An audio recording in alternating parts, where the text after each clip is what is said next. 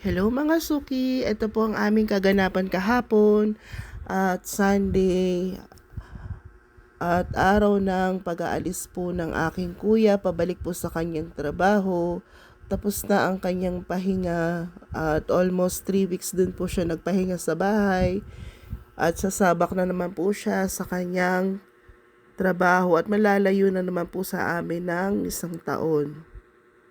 Siyempre, kailangan lakasan ng loob ng kuya ko para sa nanay ko dahil nagagamot nga ang nanay at sana lagi po siyang gabayan ng Panginoon sa kanyang paglalakbay at lagi po siyang mag-iingat. Ayan, binaybay na po namin ng SLEX. Bali sa Mahayhay na po kami dumaan para po malapit-lapit. At thank God po at hindi po kami na traffic yan. Kasi nga 5 o'clock nga ang flight ng kuya. Dapat ahead of time po, mga 4 na oras or mga 1:30 makarating na po kami doon. Kasi nga siya ay pipila pa sa loob. Ayun nga po, nakarating na po kami na mga 2:30 dyan sa NAIA Airport po sa may Terminal 3.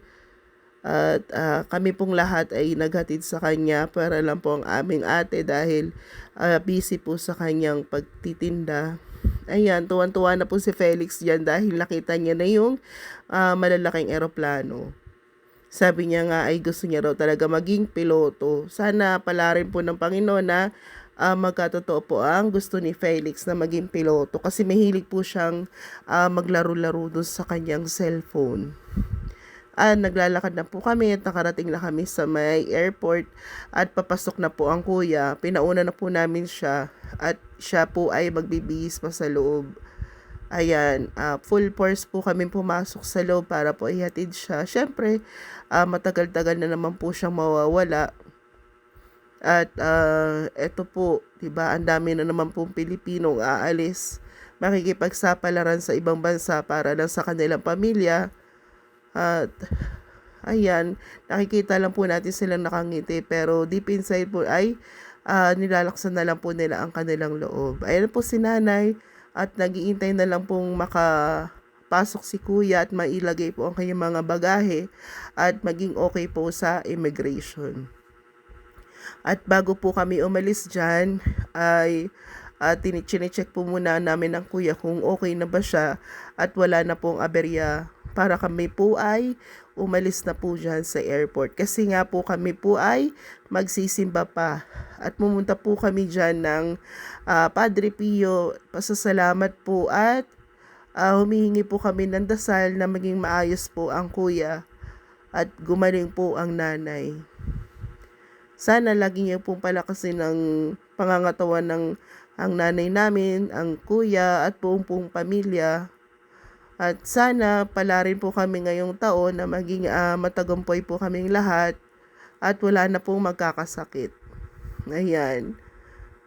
Pangiti-ngiti lang po dyan kami kasi maganda po ang panahon sa Padre Pio. Hindi po siya naulan unlike po sa Lukban at umuulan pa. At marami pong salamat. Sana po lagi niyo pong tangkilikin ang aming pagbablog ng nanay ko. At ayan, tinutulak ko na po siya dyan sa loob kasi nga po siya daw ay magdadasal po sa mga santo kay Padre Pio at lahat po ng mga santong nasa loob. Ihingi po siya ng patnubay dahil sana gumaling daw po ang kanyang ubo at yung kanya pong pagdadialysis lagi ay magiging okay. Si Felix po ang aking taga-video dyan, kaya po medyo magulo. Sabi ko ayusin niya kasi nga para maganda po ang kuha namin sa pagba-vlog. Marami pong tao sa Padre Pio. Halos bawat misa po ay marami pong pumupunta. Nagdadagsaan po ang mga turista. Taga ibang lugar po ang mga pumupunta. Siyempre, humihingi po sila ng guidance para sa kanilang mga kahilingan sa mga pamilya. Ayan, pinunta ko na po si nanay sa unahan para humingi po ng dasal or tulong po sa Padre Pio, Santo Padre Pio. 'Di ba? Ang haba po ng pila. Pumipila po kami diyan para po makahawak po sa kanya. at mabasbasan po ang nanay. Mas gusto po ng nanay ko ang magsisimba ng Padre Pio kasi siya po ay nakakatulong sa kanya.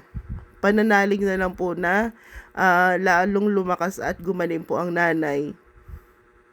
O di ba nakikita niya naman po at ang dami pong tao sa loob. Tapos na nga po siya ng misa. Ang mga tao po ay nagpupuntahan at nagpipictura po sa loob ng simbahan.